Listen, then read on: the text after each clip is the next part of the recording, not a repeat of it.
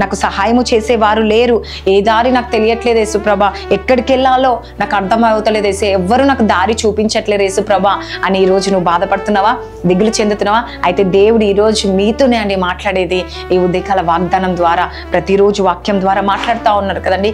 ఈరోజు నాకు ఏ దారి తెలియట్లేదు యేసుప్రభ, కుడి తట్టు వెళ్తున్నా, ఎడమ తట్టు వెళ్తున్నా, కానీ ఎక్కడికి వెళ్ళాలో నాకు అర్థం అవ్వట్లేదు అని నువ్వు సందేహంలో ఉన్నావేమో, ఈరోజు మరి ఆలోచనలో ఉన్నావేమో.